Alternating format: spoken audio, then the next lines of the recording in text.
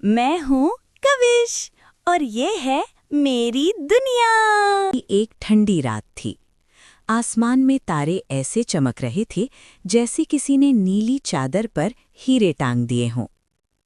एक छोटे से घर में नीली रजाई के अंदर 2 साल का नन्हा कविश गहरी नींद में सो रहा था। उसके गाल सेब जैसे लाल, छोटे छोटे हाथ और उसकी सांसें धीमी धीमी चल रही थीं।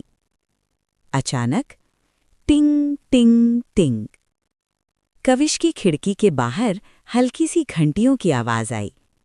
कविश ने आंखें मली और बैठ गया। खिड़की के बाहर सफेद बर्फ उड़ रही थी और उसी बर्फ के बीच एक लाल रंग की बड़ी सी स्लेज रुकी और उसमें बैठे थे सैंता क्लॉज। लाल कोट, सफेद दाढ़ी और आंखों में शरारती चमक। सैंता मुस्कुराए और बोले, हो, क्या कोई नन्हा एडवेंचरर यहाँ है? कविश ने अपनी छोटी उंगली से इशारा किया, मैं। उड़ती स्लेज और बोलते रेनडियर। सैंता ने कविश को गोद में उठाया। कविश की ऊनी टोपी थोड़ी टेढ़ी हो गई। स्लेज हवा में उठी। फुश! रेनडियर बात कर रहे थे। हाय कविश, पहली बार उड़ रहे हो? कविश जोर से हंसा। हा।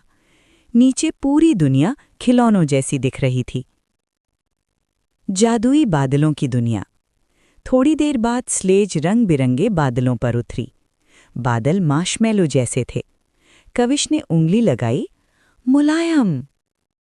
वहां छोटे छोटे टॉय एल्व्स दौड़ रहे थे।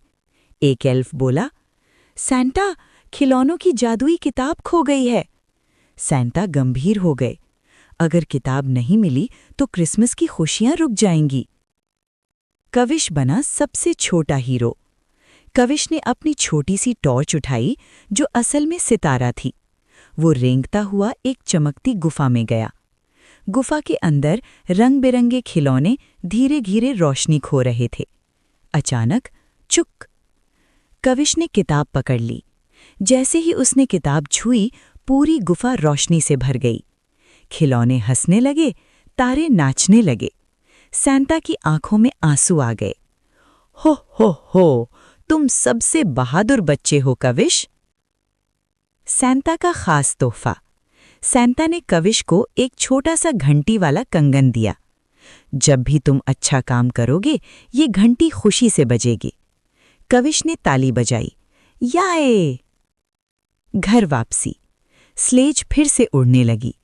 कविश की आंखें धीरे धीरे बंद होने लगी। सैंता ने उसे रजाई में सुलाया और फुसफुसाए, हर बच्चा हीरो बन सकता है। सुबह कविश उठा। उसके हाथ में वही छोटी घंटी थी और जब वो मुस्कुराया, टिंग! सीख! कभी कभी सबसे छोटा दिल सबसे बड़ा जादू करता है। अगर कहानी अच्छी लगी तो लाइक करें, शेयर करें, सब्सक्राइब करें।